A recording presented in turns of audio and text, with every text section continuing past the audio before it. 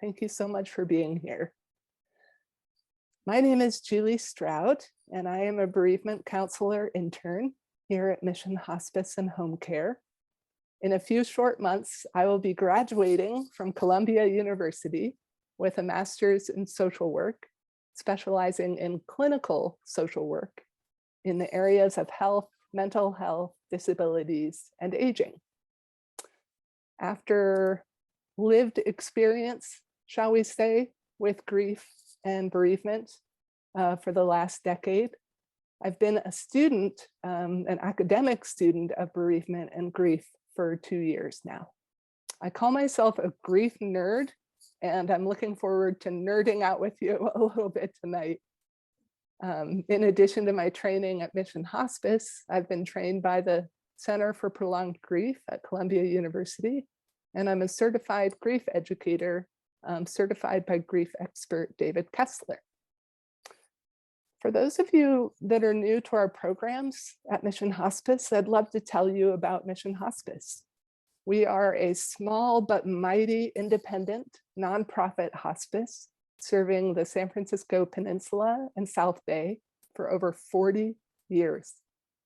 Working as a team, specially trained nurses and doctors, social workers, spiritual counselors, and volunteers offer a continuum of care that stretches all the way from community education, events like this one, and support with advanced care planning, to palliative care, hospice care, and of course, bereavement and grief support services.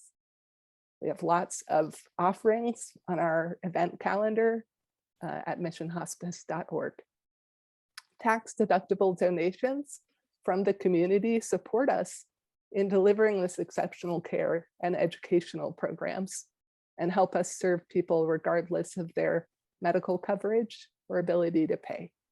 So if you'd like to learn more about Mission Hospice or make a donation, please visit our website at missionhospice.org. I'm joined today by Christine Kovach, who is our bereavement department manager. Also in the chat, we're going to have the benefit of Melissa White, who's one of our bereavement counselor interns, and Isabel Stenzel, a bereavement counselor at Mission Hospice. So appreciate that support. I'd love to see in the chat if you want to share where you are Zooming in from today. That would be lovely. Before I launch my slides, I just wanted to share that I am recording the presentation today. And my plan is to record the teaching portions of the presentation, but to pause the recording when we check in as a group, take sharing, do the Q&A. And that's really to protect your privacy and also in acknowledgement of the fact that grief and complex relationships are associated with a bit of a social taboo that we will be talking about tonight. I'm also going to stick around at the end of the presentation after I turn off the recording. So if you want to connect then, I'll be hanging around. And while I'm teaching, you're welcome to share or ask a question while I'm in the middle of some section of slides. It would be helpful if you use the raise hand feature if you want to share then, so that I can see that you want to share. And Christine will also feel free to interrupt me. So any questions or anything about the logistics before we dive into this fascinating conversation? Okay, I hear a little tremble in my voice, and I'm going to tell you what that's credited to. First, this is my first community education event for Mission Hospice, so I've got that anticipation. And secondly, it's excitement, because I have been working on this presentation and on this topic for months and months and months. And I have been imagining a conversation about it. I'm just so grateful to get to be here with you and to have that conversation. So if you hear that energy in my voice, that's what it is. So let me share my screen and we'll get into some content.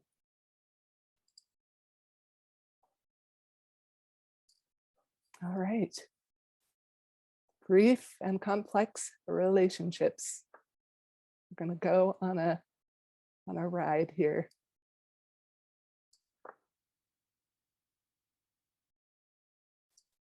So let's start just by having a poem to support us in letting go of the activities of our day, arriving here, being open to whatever comes in this workshop, and landing. The guest house. This being human is a guest house. Every morning, a new arrival, a joy, a depression, a meanness. Some momentary awareness comes as an unexpected visitor. Welcome and entertain them all, even if they are a crowd of sorrows who violently sweep your house empty of its furniture. Still, treat each guest honorably. He may be clearing you out for some new delight. The dark thought, the shame, the malice, meet them at the door laughing and invite them in. Be grateful for whatever comes, because each has been sent as a guide from beyond.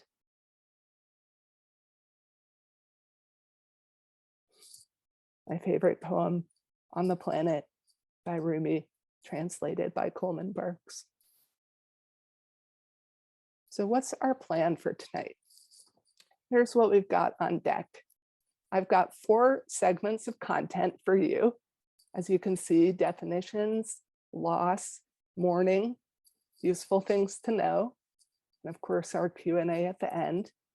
After each segment, as I mentioned, we'll check in, take any sharing about what's coming up for you, what's resonating for you, what's surprising you, what you didn't expect to come out of all this that we're going to be talking about.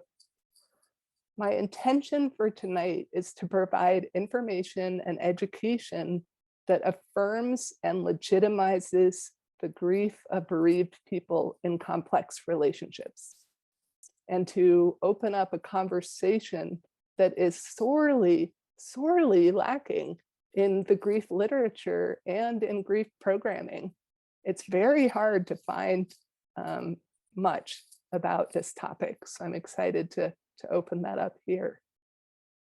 Although I know that there's a lot of loss and grief in complex relationships with people who are living, my presentation is geared to people who have experienced a death loss with someone with whom they've been in a complex relationship.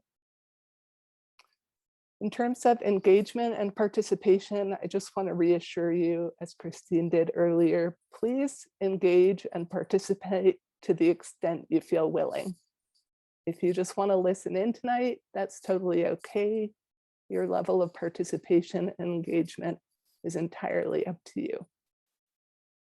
A caveat: if anything that I share tonight does not fit for you, if it doesn't resonate, if it's not true for you, that's okay.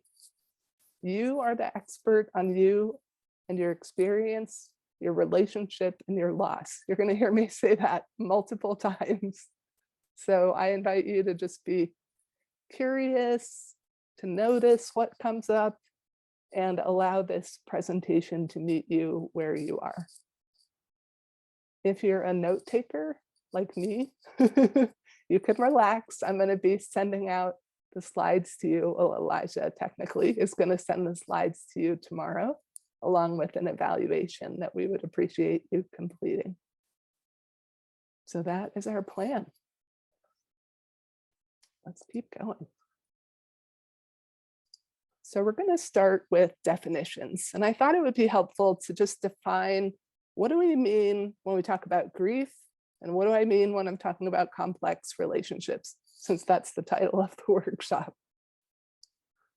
Grief. My 3 favorite definitions. Grief is the normal physical, emotional, cognitive, and spiritual response to an actual or threatened loss of a person, thing, or place to which we are emotionally attached. This is from John Bowlby, He's the father of attachment theory, for those of you who are into psychology. Alan Wolfelt, another grief expert, says grief is the constellation of internal thoughts and feelings we have when someone we love dies, or we experience any significant life loss. Okay, I just want to point to something in his definition. When someone we love dies. There's a lot of that in the culture. A lot of like grief is the form that love takes when someone we love dies. Grief is love that we haven't had a chance to express yet. And for people in complex relationships, even the definition of grief can introduce a wrinkle. What if that's not true for you? What if you don't identify with the fact that someone you love died? So just be interested in that. And then my final definition, grief is an ongoing and evolving experience involving cognitive, emotional, physical, and behavioral responses to loss. And then they go on to say it could be the loss of the object you lost, or it could be secondary losses, stressors, other stuff. So my short answer for what grief is grief is the response to loss. When you have an experience of loss, grief is the response to loss. And grief is the internal experience of loss. And we'll get into that later. I have a whole section on responses to loss. So grief is the internal response to loss. Some common myths and misconceptions about grief. All losses are the same. It takes 2 months, 3 weeks, however long people get for bereavement leave at their employer to get over your grief. All bereaved people grieve the same way.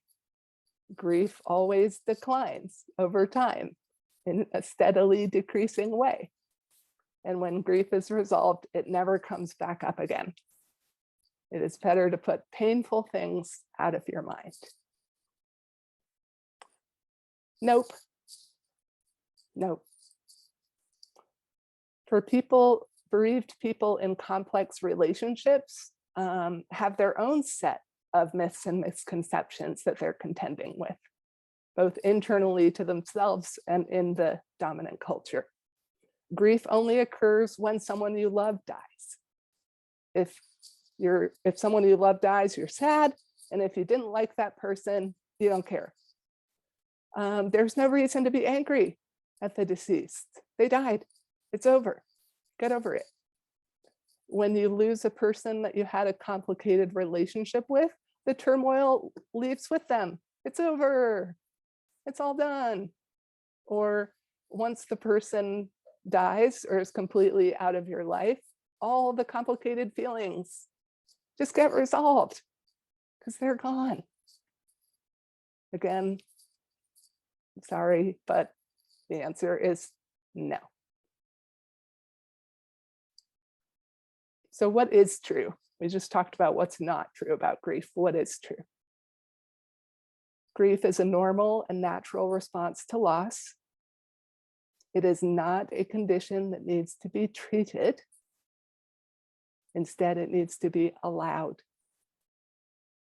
There is no right or wrong way to grieve. Grief is dynamic. That means it's changing all the time. It's taking new forms all the time. It's seeking expression in all different ways. Everyone grieves at their own intensity, pace, and way. Grief does not follow a set path, and grief has no timeline. Elizabeth Kubler-Ross said, "Our grief is as individual as our lives." Okay, we want grief to work like this, please. Beginning, middle, and end, linear, working through stages in a fixed order. For example, speaking of Elizabeth Kubler-Ross, this is what we want it to look like. And then this squiggly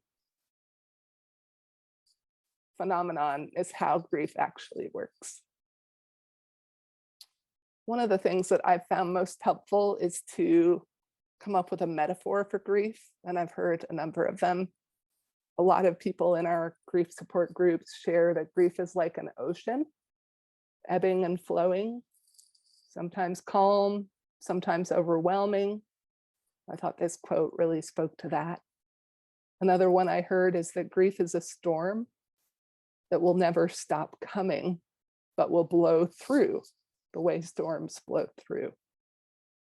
Some people think of grief as weather.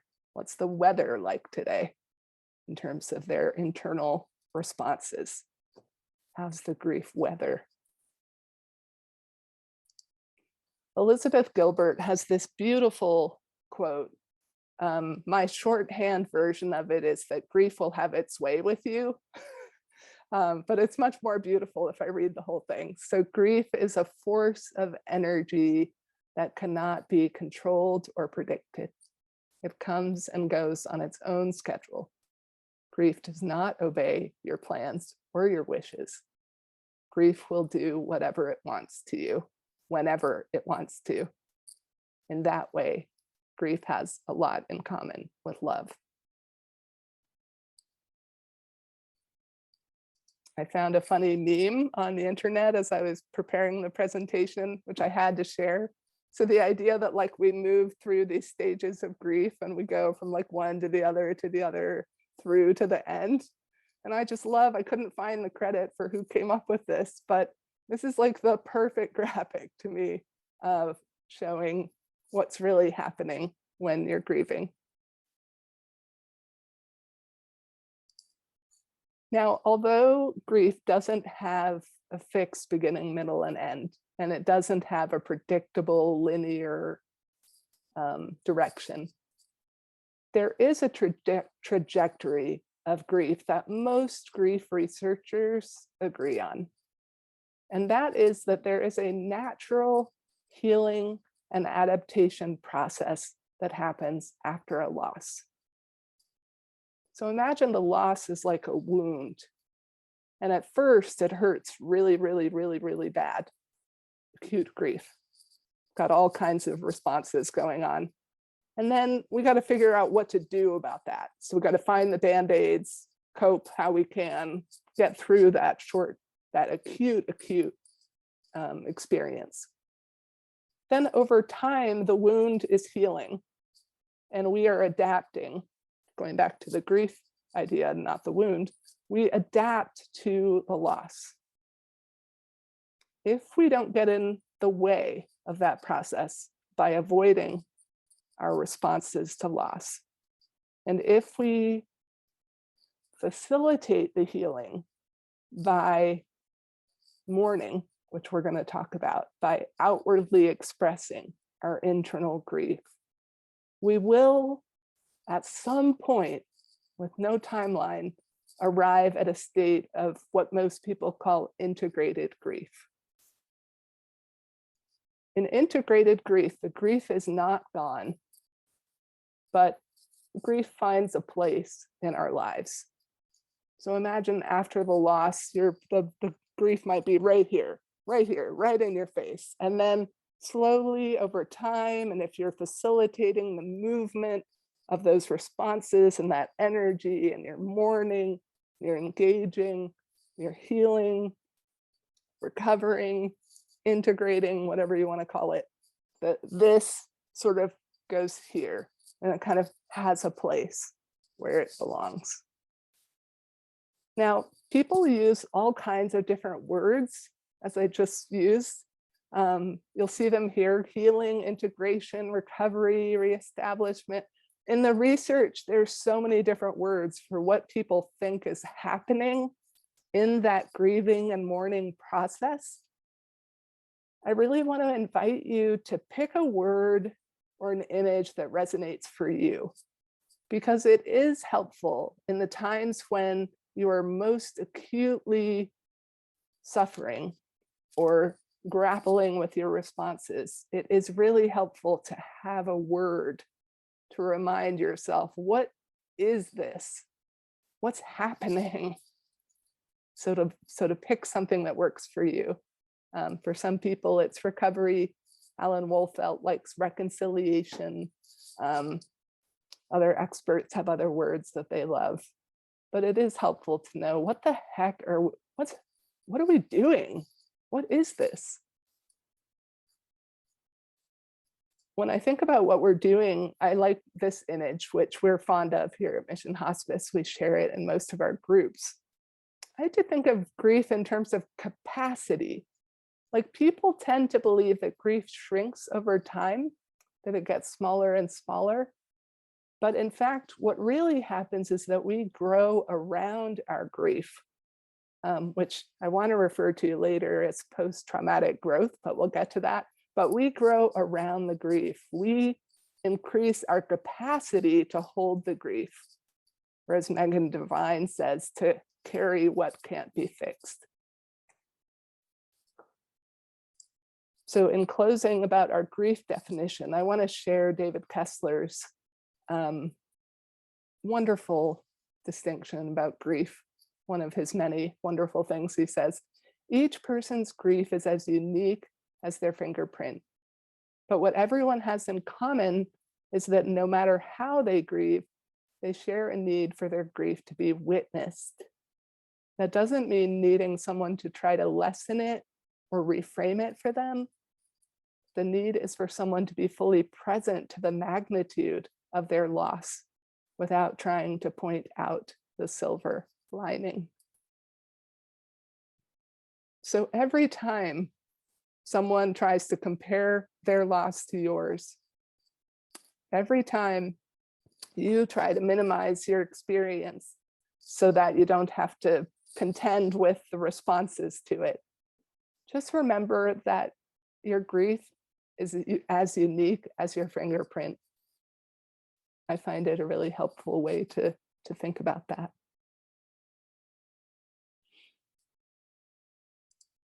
So moving forward in our definitions of what we're talking about, I want to touch base on what do I mean when I'm talking about complex relationships. And Googling it, of course, there are tons of words for relationships that could be complex. I think of it as an umbrella term. And what's most important to me in the definition is, what do you experience as complex? What's your definition? If you experience a relationship as complex, that's the definition of complex relationships. I mean, even loving relationships can be complex, right? So it doesn't have to be these words, which I put on the slide to just kind of evoke some of the relationship dynamics that may make a relationship complex. But I invite you to think about sort of what complex relationship means to you. I'm sure if you signed up for the workshop, you might already have one in mind, but to center your own definition of that. I want to talk for a moment about mourning, because we're going to have a whole segment on it.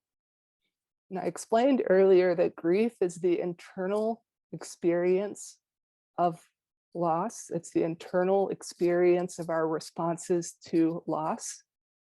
Mourning, you can think of as the outward expression of our internal experience or response. So it's the external expression, the outward expression of our internal experience, the outward expression of our grief. And Alan Wolfelt says this wonderful thing where he says, grief comes naturally, but mourning usually takes intentional effort and commitment. And I think that's really right, that in the process of integrating, recovering, reconciling, whatever the word is that you chose for what this is all about, mourning and knowing that grief wants expression is a helpful way to organize your relationship to your experience.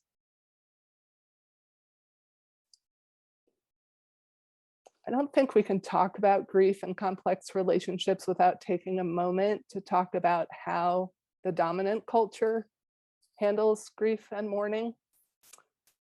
I wish I had better news about it.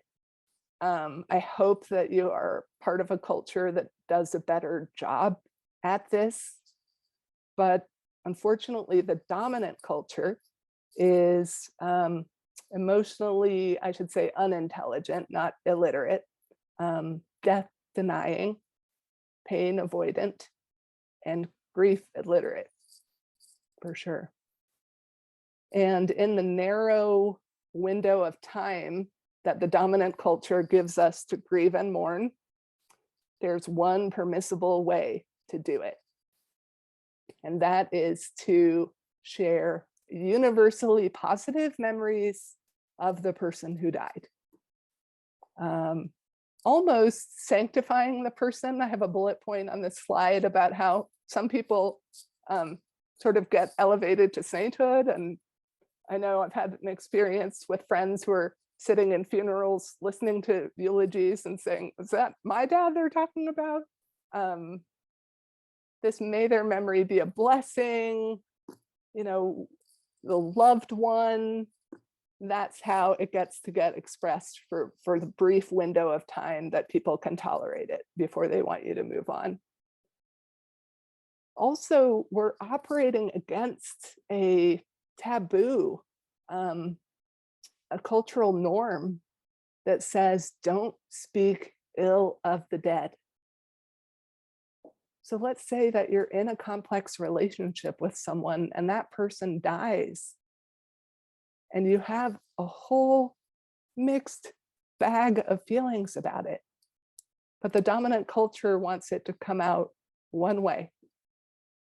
So where does the rest of it go? Where does that leave you?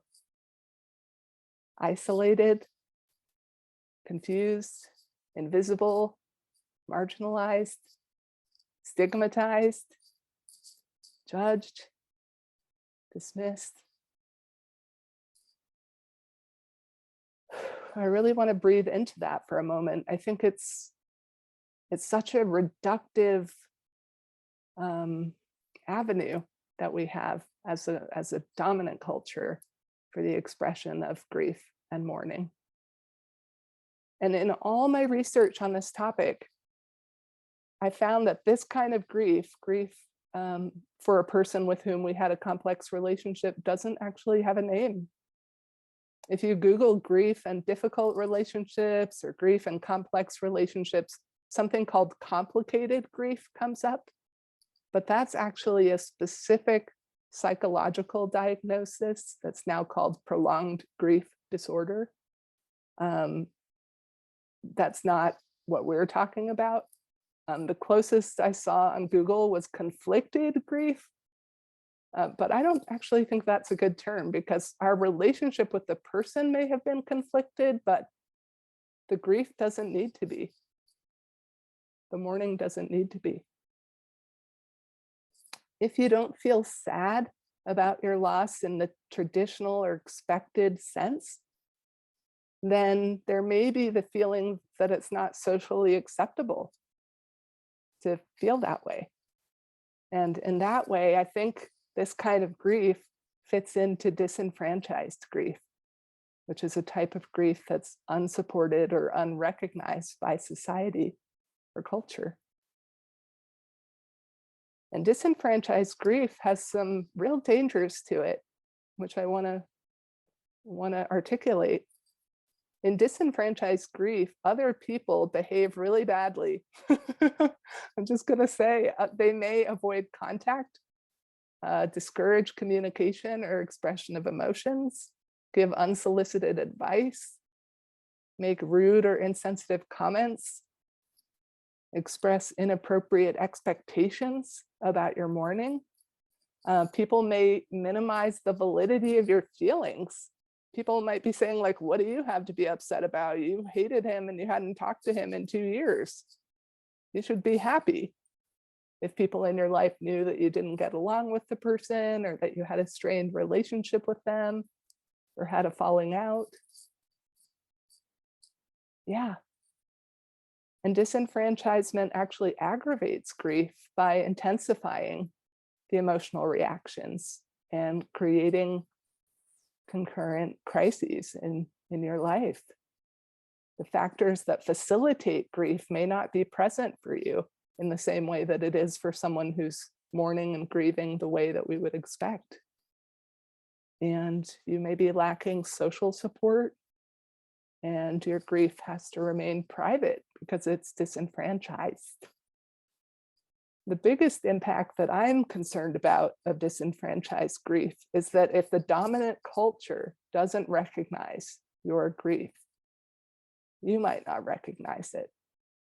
You may wonder, are you really grieving? So I want to encourage you to embark on this exploration. I acknowledge you might not want to grieve because the person doesn't deserve your time or attention. You may think you don't have the right to grieve because your relationship with the person was complex. You may feel like you're not grieving, but just know that you have experienced a loss, which we're going to talk about after our sharing time, and that this death may reopen old wounds and residual feelings may surface. And if you don't process them directly, they could move you into a more complicated form of grief. Research shows that people who deny their grief or avoid their grief are at a higher risk for prolonged grief disorder, which is, I mentioned earlier, which is really prolonged suffering. Prolonged suffering. And of course, lack of care to any wound, but especially a psychological, emotional, spiritual, physical, behavioral, interpersonal wound like grief has long-term effects.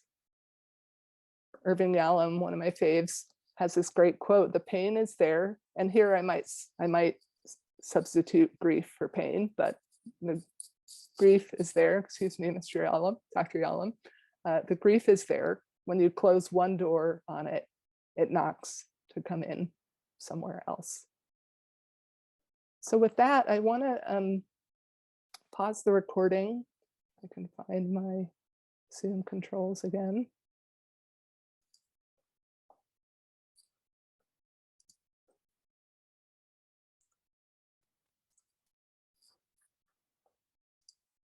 So we're going to talk about loss in complex relationships when that person dies.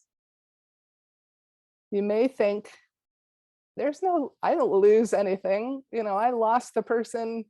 If you're estranged, I lost the person 10 years ago. I never had them to begin with. Or it's not a loss that the person isn't in your world anymore.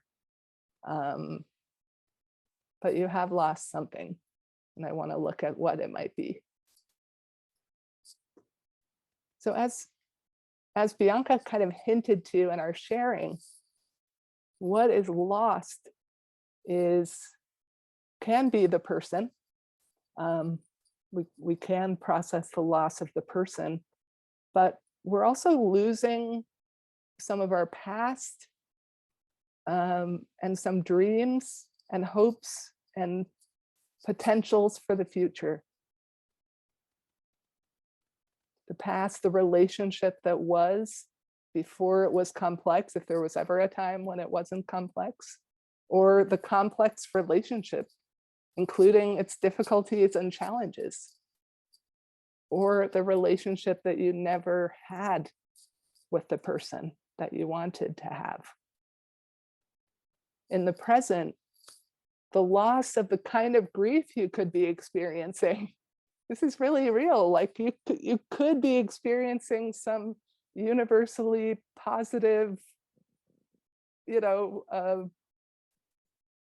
how to put it? You could be feeling uncomplicated grief and complete, regard. Oops, I gotta get my slides up. Hang on.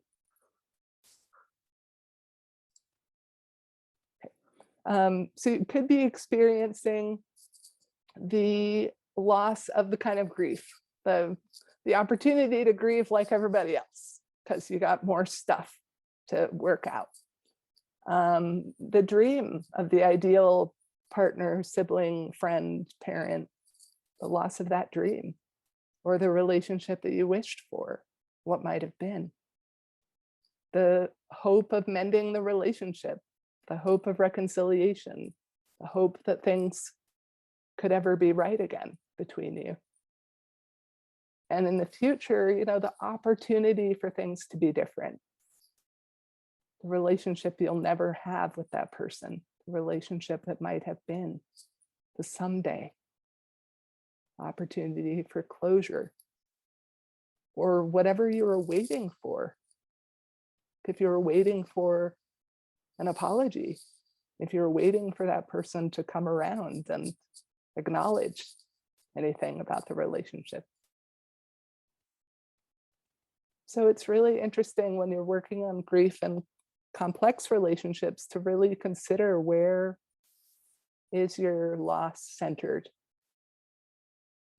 Where is it centered? And of course, we can have multiple losses. The loss of identity, loss of self, the idea that some of these losses might be conscious for you, but some could be subconscious. No matter how much work you might have done in the past, there is a very final door that shuts on any unsaid or unachieved communication, reconciliation, apologies, understanding, and that too needs to be grieved. So just to consider, where is your loss centered? And when you see in grief books and grief stuff, when they're talking about the loss, you can replace, like, what is it that you're grieving? Is it, if it is the person, it's something, but you can also put in whatever it is that you are grieving in the place of the word loss.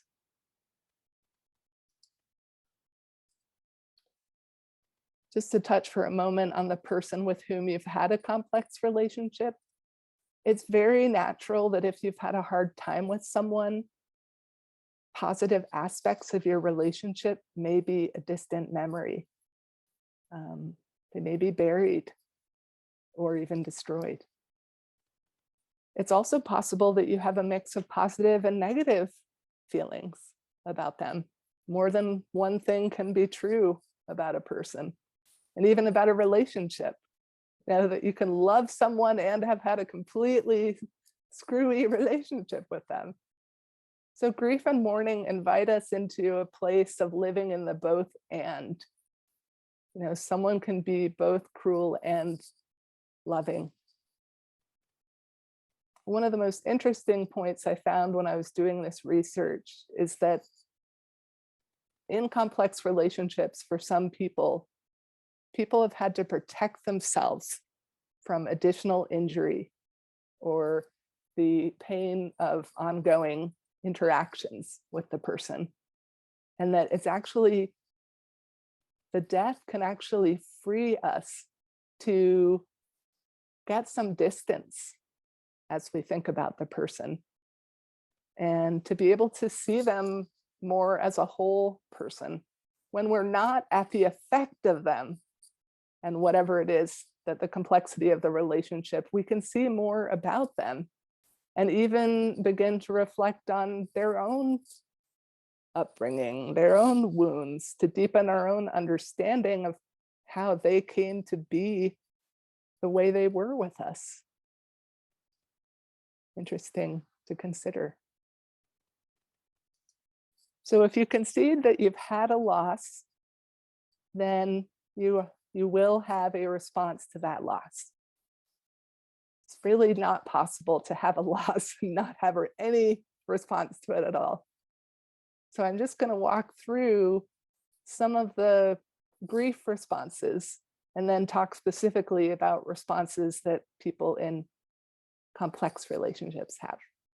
So you can see here that grief touches all these internal domains. It's a mind, body, spirit experience internally. I'm not going to read all of these to you, but common emotional responses to loss. You can see the whole gamut here, from yearning, anger, numbness. Is sadness not on this slide? That's so funny. I left sadness off. Sadness would belong on this slide. Physical responses, grief acting upon our bodies, tightness in our chest, headaches,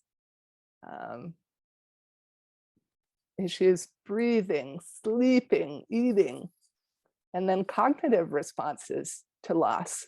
I'm reading a book right now, which I have on the resources list, which you'll be getting in the slide deck. I'm reading a book called The Grieving Brain.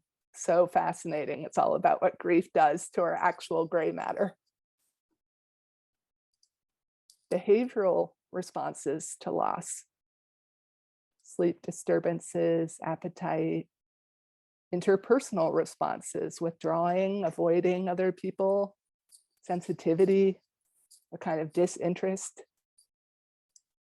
Psychological responses. There are various psychological phenomena that may play themselves out when you experience a loss. And then spiritual responses to loss, including a search for meaning. So how rich is that? I mean, how much is going on when a human being is absorbing the impact of this event?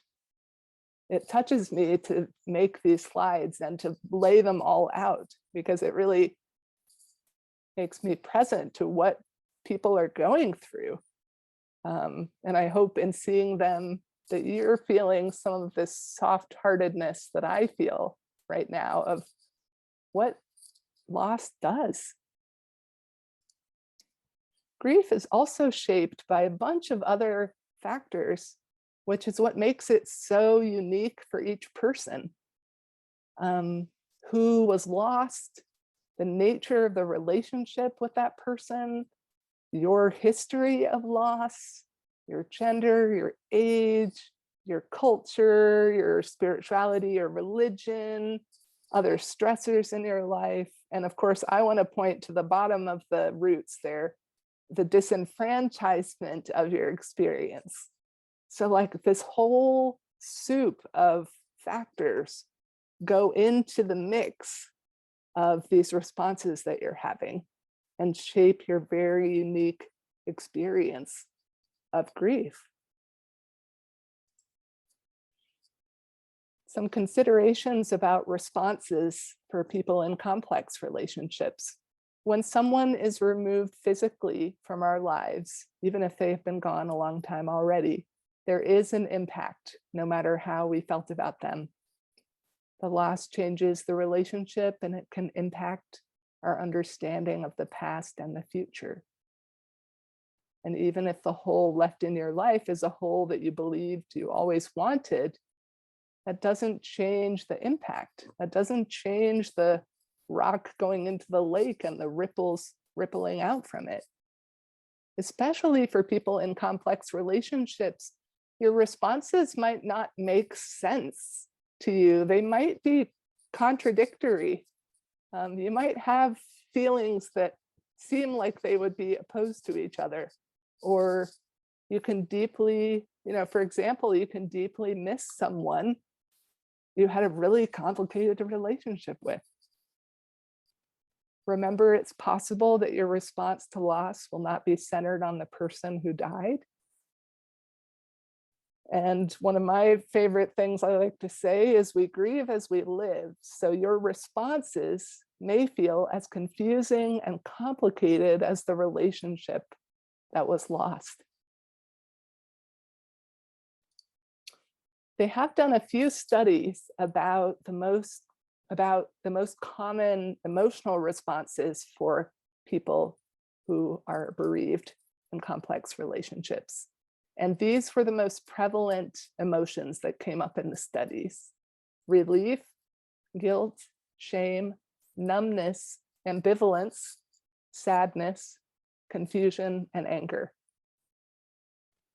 As I mentioned when we were doing the sharing, one of the things I love most about having this information is that the shame is actually a result of feeling the relief. in the studies, what happened was people felt relieved that the person had died, and then immediately felt shame about it. So it showed up in this research, because how could you be relieved that somebody died? Christine. Julie, we have a really good comment before you say more here. Catherine, thank you. You asked, Julie, can you explain bullet point 5 on the considerations about responses slide and some examples? Yeah. So bullet 5 is 1, 2, 3, 4, 5. Remember, it is possible that your response to loss will not be centered on the person who died.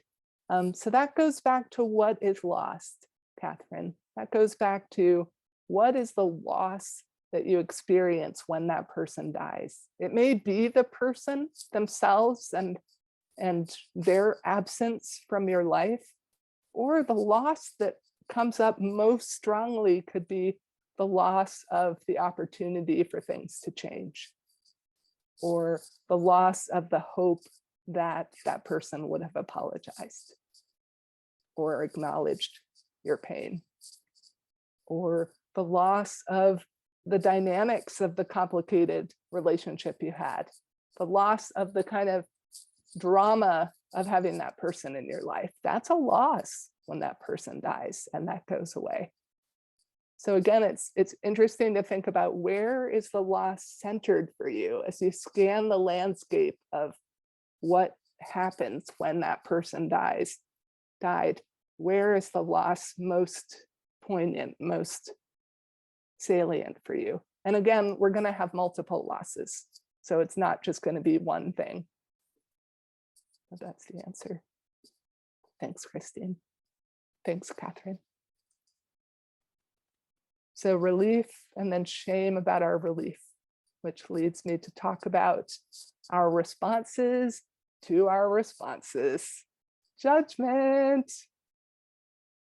One of the things that makes it so hard for us to access how we are actually feeling, what our actual responses are to loss, one of the things that makes it the hardest to access our grief is our judgment of ourselves. It is the idea that, what is wrong with me? Why am I feeling like this? Why can't I get over this? What does that say about me if I'm, for example, relieved that this person died? And that judgment just stands as a wall between you and the experience of your grief. And it turns into a little cascade. You have a response to your grief response, then you have a response to your grief. You get tied up in a big tangle. So earlier I said that staying out of our own way for the natural healing would be that instead of judging, we would allow our responses, acknowledge them, accept them, befriend them, embrace them, honor, lean into our feelings, learn from them, listen to them. There is no right or wrong thought or feeling. There is no right or wrong thought or feeling. What we do on the outside with how we feel, we can talk about, but there is no right or wrong internal response to loss. It's information, if we can get to that kind of neutrality with ourselves. So I really invite you to notice where you're judging yourself. There is nothing wrong with you. You are feeling whatever you are feeling as a result of loss. Your job is not to get over this, but to experience this, to learn to live with this. And what does it say about you if you're relieved or angry or hurt or sad, or it means that you're human. You're human. No wonder we avoid our feelings by watching TV or eating over them or working over them or social media-ing over them, because we've got a pretty harsh critic waiting for us if we acknowledge that we have a feeling. So can you be so gentle with yourself, so present to what you are going through, to have such compassion for your experience, for all that you're trying to integrate with what happened? What would become available to you if you had that kind of relationship with your responses, rather than judging and making wrong?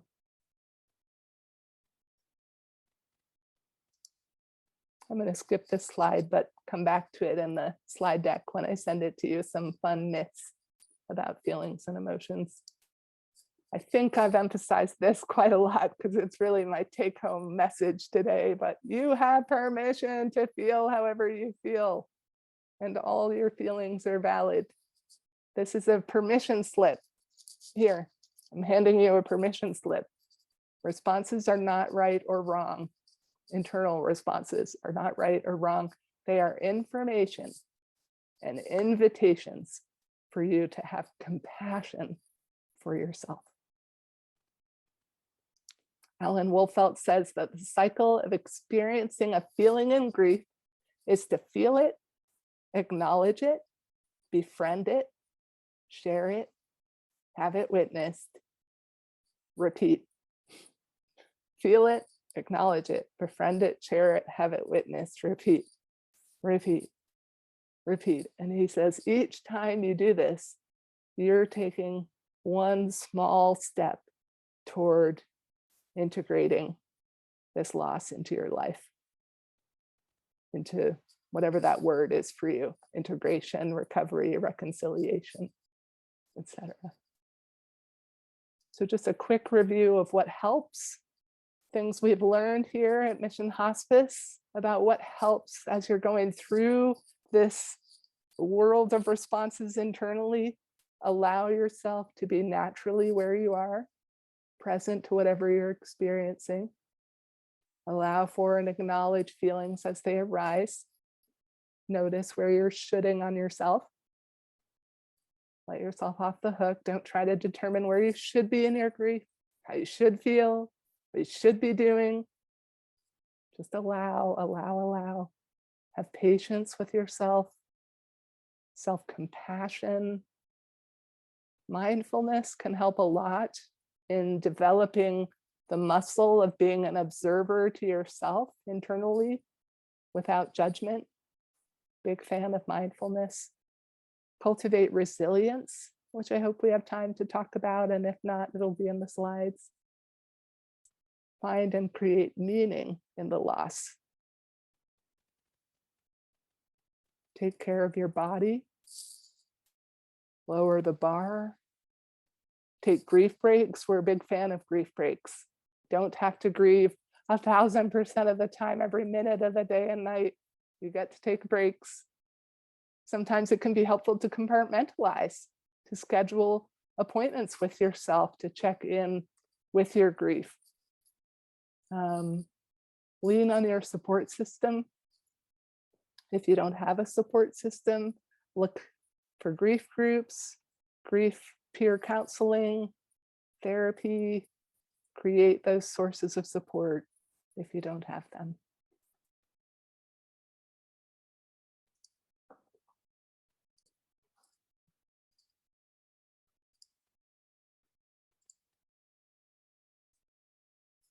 So let's talk about mourning. So now that we've talked about loss, you're present to, you have lost something, working on what that is. What do you do with it, right? What do you do with all these responses to loss that are in there? What, there must be something you can do. One of my favorite quotes is this one by Elio Frateroli. It's typically American to equate healing with doing something. When we have a problem, we fix it, and we prefer to do it quickly. But fixing is not the same as healing. In fact, it can easily get in the way of healing. Healing happens not through doing, but through feeling. I think that's a little binary for me. I think I prefer doing emerging from feeling. I do think doing has a partnership with feeling in healing. But the idea that we just rush out and do with how we feel is what I'm challenging here. Before we go into ways you could potentially outwardly express your internal grief, I want to say again, there is no one way to mourn. There is no right way. Your relationship is unique. Your loss is unique. Your grief is unique. What I'm offering next is sort of choices that are available to you. I hope when I send out the slide deck in the morning that you'll come back to it and use it as a sort of resource when you are feeling that feeling of what do I do? What can I do? There will be no shortage of bullet points coming up for things that you could do. So I'm hopeful that this becomes part of what you can look at and see for what could you do.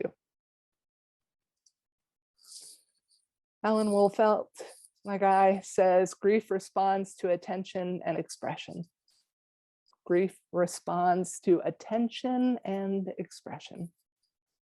So to sit with it and feel it, talk to a friend about it, jot down some thoughts about it, text another grieving person about it, pick up a book about grief and read a page or two, or the whole book, and then the next one, and the next one, if you're a book lover like me.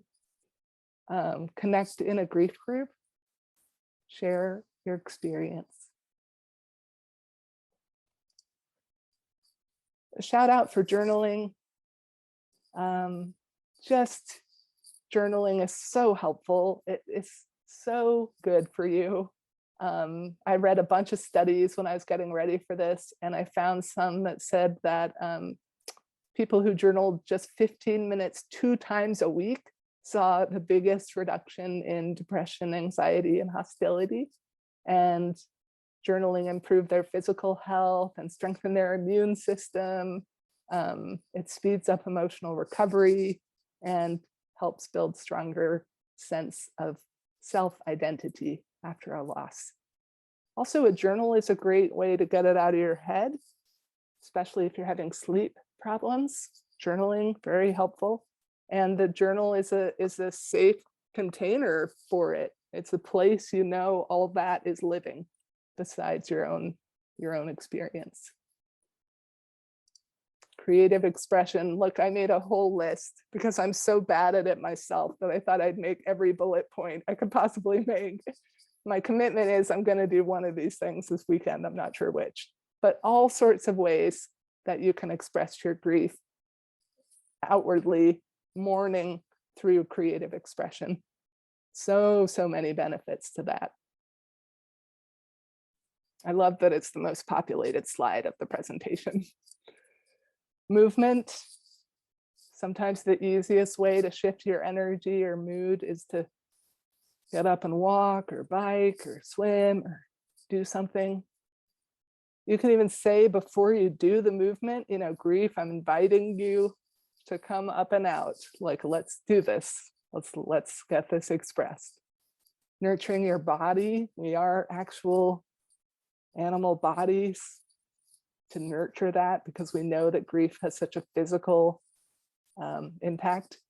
I'm a big fan of rage rooms. I don't know if you've heard of those before, but Google it. There's one near you where you can go and safely do anger release. You can bat on things and break things, and huge fan of that catharsis. Ritual. Oh my gosh. Ritual. Please engage in rituals to mourn. Ritual is the antidote to helplessness, the quote says. So helpful for both for releasing, if there's stuff that you know that you want to let go of, but also for connecting. If you want to connect with your younger self, if you want to connect with the deceased person, ritual is a very productive way to do that. Gives you a structure for mourning, which is so helpful. And again, in the slides, you'll see a whole list of potential rituals, but Google grief and rituals and you'll get every suggestion there is. I did put environmentally friendly balloons. If you're going to do balloon release, please look up an environmentally friendly form of that. Sharing your process. Grief. Remember, David Kessler said that the need of grievers is to have their grief witnessed, to have it heard, validated. Please share your process, your grief process. So many places you can do it. If you don't have a trusted friend or partner, therapist, peer counselor, grief support groups. We have wonderful drop-in grief support groups at Mission Hospice. Online communities, Facebook groups. Find a place to share. Some choices that I want to presence for you as people in complex relationships. I want to emphasize choices. Everyone seems to have an opinion on what grievers need to do. You are the expert on you and what you need. You could even ask your grief how it feels about coming out in a particular form. You are the person who experienced this relationship and this loss. You're living with grief. You get to decide. Choices. So with that said, one of your choices is to finish unfinished business. You can tune in to yourself and see what feels incomplete in the relationship you had with the person who you had a complex relationship with. And if stuff comes up, that unfinished business may not get finished in the way that you had imagined when that person was alive, but it's not too late to complete it. You can still find ways to say the things you want to say, or even to hear the things that you want to hear. And this is a list of ways to do that. Journaling. A letter. A lot of people write a letter to the person to say whatever they need to say. A lot of people write many letters over time to continue to express what needs to be said. Less often, people write a letter to themselves from the person. I really encourage you to try that. If you're going to try that, trying to write with your non-dominant hand as part of that exercise is really fascinating to see what comes through when you're not coming from your automatic mind. You can imagine meeting with them as another form of finishing business. You can actually imagine sitting down with them in front of you to say what you want to say. If there's something you wish you had done for them, you can actually go do that now for someone else. And then complete that business by doing that. And as one of our participants alluded to in the sharing, working with a therapist and really going into that relationship and into the roots and the depth of that relationship to mine it for all of its growth for you is a way to finish unfinished business.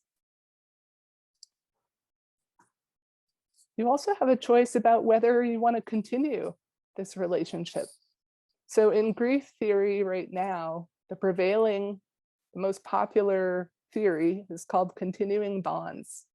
And it's a theory that says that it's normal, healthy, and important to continue to have ties to the deceased. This theory is kind of in reaction to the idea in the past that grieving people were just to sever all ties with anything having to do with the deceased person. And now grief theory has come around to see how helpful it can be for people to continue to have ties with the deceased.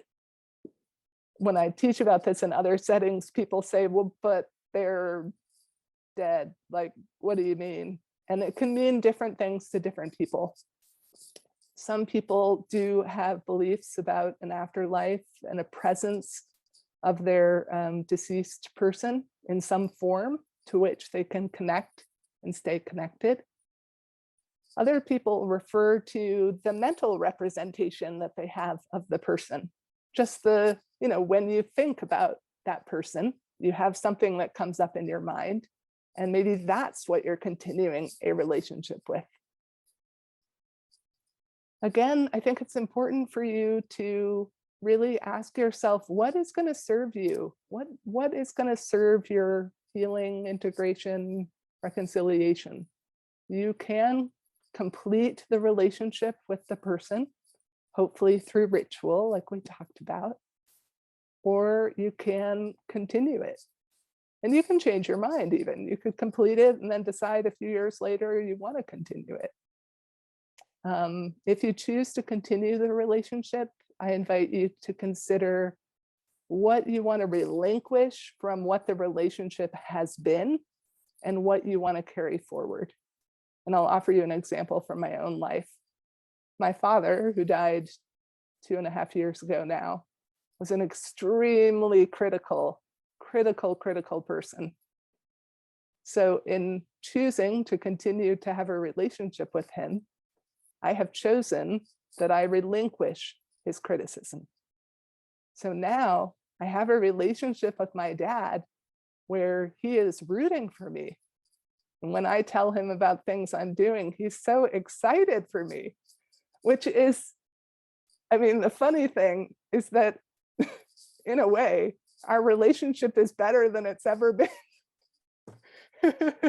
Because his humanity, his stuff, his wounds, the stuff that made him that way, the stuff that made him respond that way can't interfere anymore with the bond that we had, which was a deeply loving relationship. But it's like, now that his humanity isn't in the way, I just have this guy who's rooting for me. And it's been very healing to have that.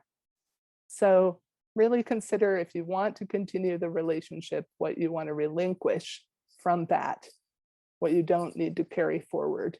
We don't want you to continue a relationship that was abusive and continue the abuse. So I'll just leave it at that. If you do want to continue the relationship, come back to the slide deck, a whole slide of ways to maintain continuing bonds. And then we can't talk about grief and complex relationships without talking about forgiveness. I'm hesitant to bring this up because it's imposed by so many people as the expectation that you must forgive because they died, so you have to. So I really am offering this up to you in the spirit of my shouty subtitle here. I'm yelling at you in all caps on the slide. Up to you, on your own time, in your own way, only if you want to. Forgiveness is one of the choices that you have. I just want you to know the opportunity to forgive doesn't end when the person dies. It's a gift that you can give yourself to bring peace to your own heart. It doesn't excuse the behavior of the other person. It just may be a way to release yourself from carrying a burden from your past or staying connected to someone that you don't want to stay connected to. In forgiveness work, you may choose to forgive yourself. Like, that may be the main focus of any forgiveness you do. I encourage that, actually. You may choose to forgive the other person. You don't have to forgive. And just a cautionary note that forgiveness can be used by some people as a way to bypass emotions that need to be felt or process experiences that need to be processed. So forgiveness comes down the line. Yeah, I'll just put it that way. And then finally, the choice to find the gold in the dark at some time, again, down the line a little bit. What have you learned as a result of your relationship? How did you grow? What did you develop in yourself as a result of it? What strengths do you now have? What do you know now that you didn't know before? And here I'm inviting you to look both at the complex relationship itself and at the loss, to ask the same questions of both. If this experience of having this relationship came bearing gifts, what would those be? If the loss of whatever loss you're grieving had gifts, a loss you didn't ask for, what could those gifts be?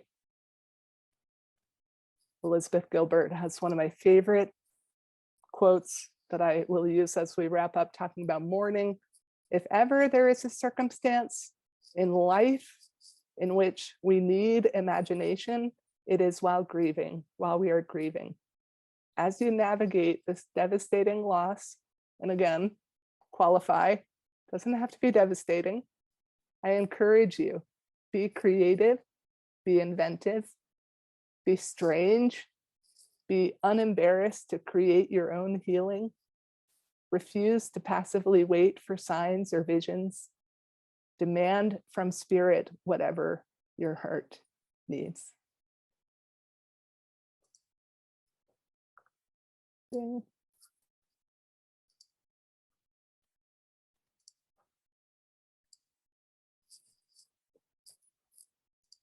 Headed into the home stretch here. Let's talk about resilience. So resilience is actually the most common reaction to loss. And it's defined as the capacity to adjust to change, disruption or difficulty, the ability to bounce back from tough times. We have seen in research that people massively underestimate their resilience in the face of loss. People think that they have no resilience, and then they discover through the experience of loss and grief and mourning that they have much more than they thought they did. Laughter and humor is a part of that resilience. Dark humor, finding humor in the ridiculousness of being a human being in this lifetime, having this whole experience, being people who attach to other people who then die. I mean, that's just bizarre. Absence of grief symptoms can also be healthy, by the way. If you're noticing that you don't have a ton of responses to a loss, don't feel like you need to manufacture them. You don't need to manufacture it to do it right. You just want to be curious and be interested in what the impact of the loss is. What does resilience look like? Here's a slide that tells you. Some of you will have already have an overdeveloped resilience in the best way by having been in a complex relationship. Many of you will have already developed some of these virtues and skills. I like to think that each person has a resilience portfolio developed over a lifetime. So you can imagine that that's in your corner. It's available to you as you go through this experience. Your resilience portfolio, which is sitting there for you to draw from in whatever form it takes. We have a good question and asking for examples of self-efficacy. What would that be? That's a great question.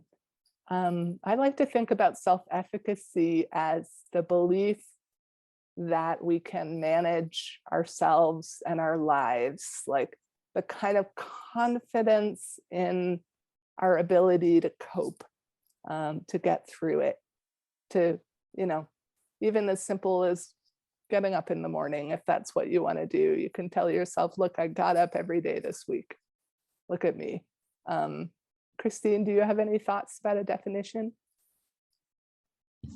Examples? Yeah, I think that's what comes to mind too, that sense of confidence. I don't like this, but I can do it, right? I can. Yeah. Yeah, I think of it as a form of like partnership with life itself. Like life is presenting you with these circumstances, these experiences, and people who are demonstrating self-efficacy see their role in that partnership. That life isn't just happening to you and on you and over you and swamping you, but that you have something that you're doing to meet life as well. I don't know if that's too woo-woo, but that's how I think about it. Yeah, thanks for asking. Post-traumatic growth, I mentioned it earlier. The phrase is a description for the personal transformation in the aftermath of traumatic life events, which allows the individual to find the purpose of pain and to look beyond the struggle. I'm not suggesting by putting this slide here that your complex relationship was traumatic. I do think the word trauma is currently overused in our dominant culture, but I do think it's fair to say that through the experience, we are growing in the way that we're growing around our grief, that our capacity is greater, our understanding of ourselves is greater, the way we see other people and relate to them. This quote by Robert Tedeschi says it so well: people develop new understandings of themselves, the world they live in, how to relate to other people, and the kind of future they might have, and a better understanding of how to live life.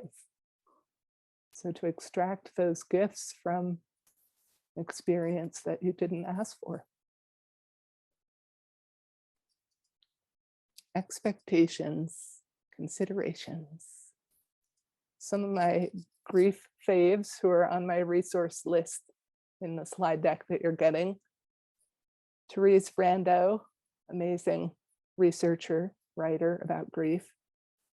Your grief will take longer than most people think, more energy than you would have ever imagined. You'll grieve for many things, both symbolic and tangible, not just the death alone. Grieve for what you've lost already and for what you've lost for the future.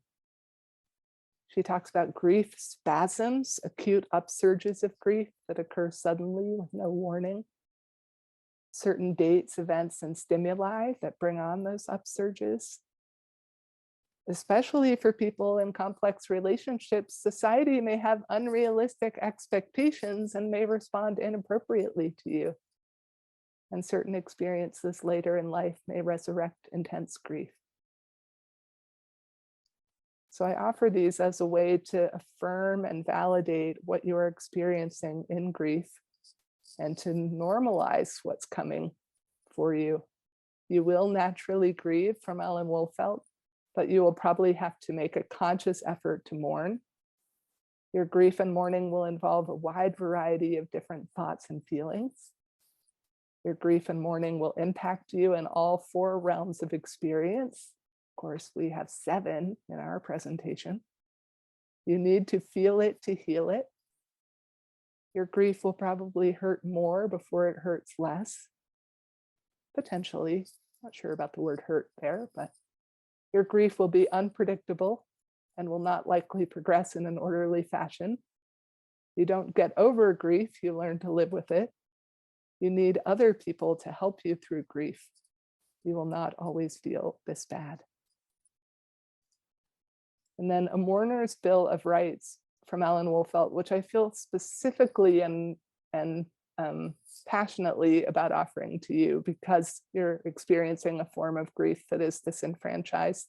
You have the right to experience your own unique grief, to talk about your grief, to feel a multitude of emotions, to be tolerant of your physical and emotional limits, to experience grief bursts, to make use of ritual, to embrace your spirituality if you choose, to search for meaning, to treasure your memories, and then I added in, or not, and to move toward your grief and heal.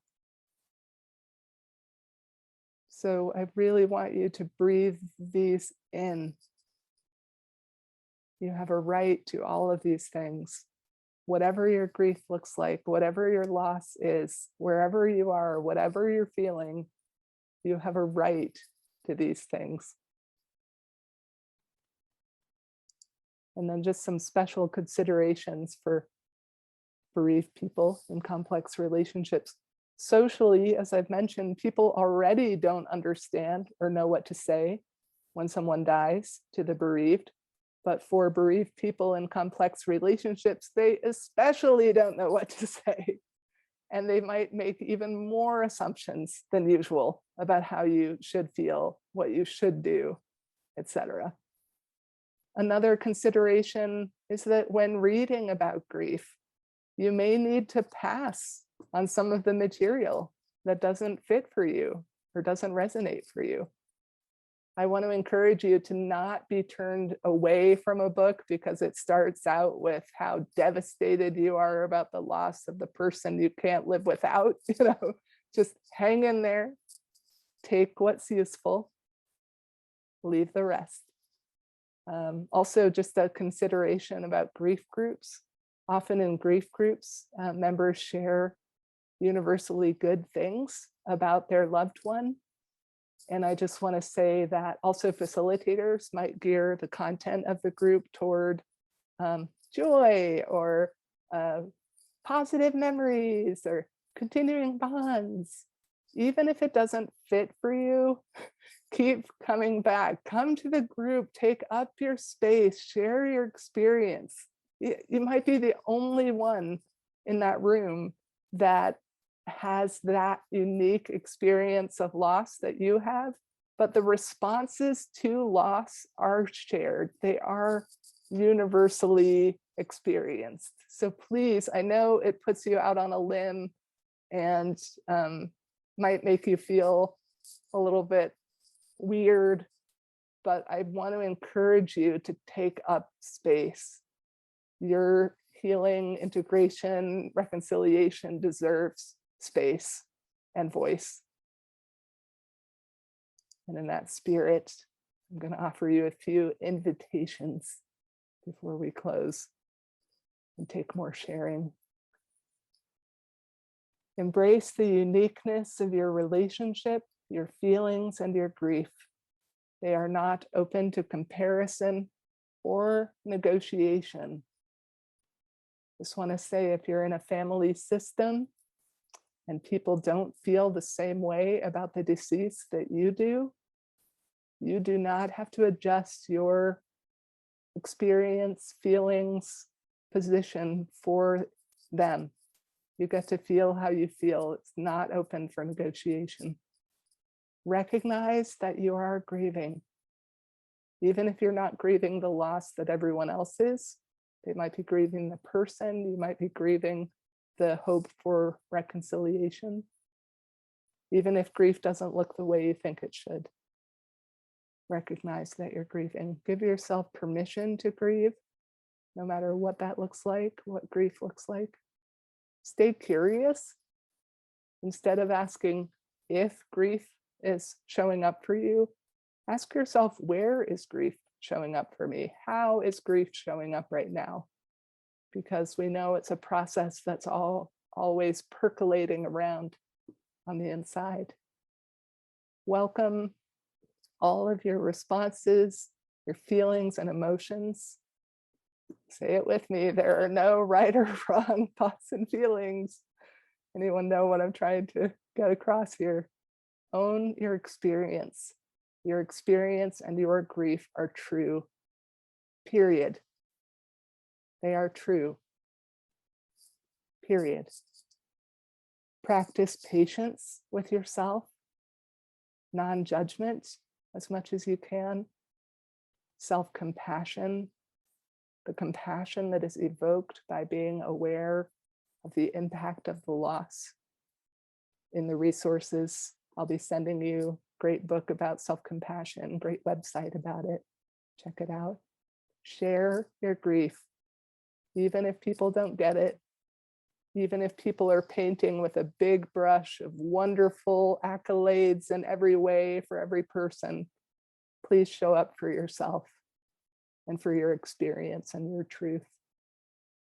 And please go at your own pace and in your own way.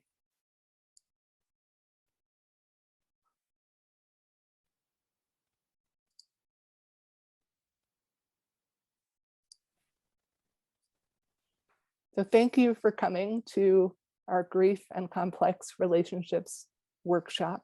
Thank you for receiving the information in the spirit in which I offered it, of affirmation, validation, normalization, and invitation.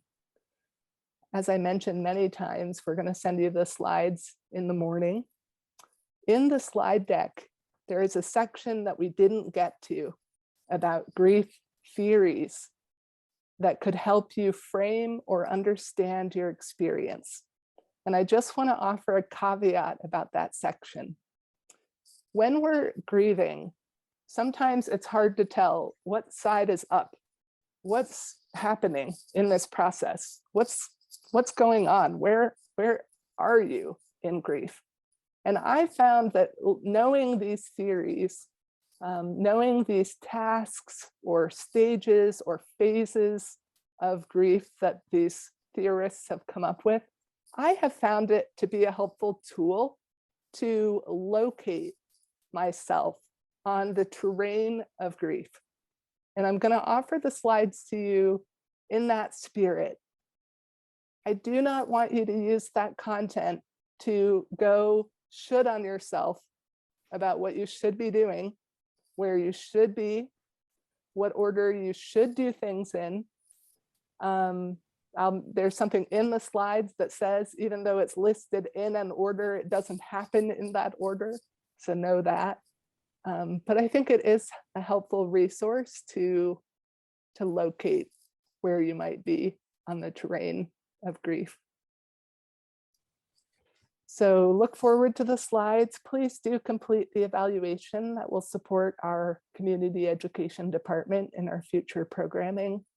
Thank you again for being here and for the privilege of getting to have this conversation with you. And take really good care of yourselves. Thank you.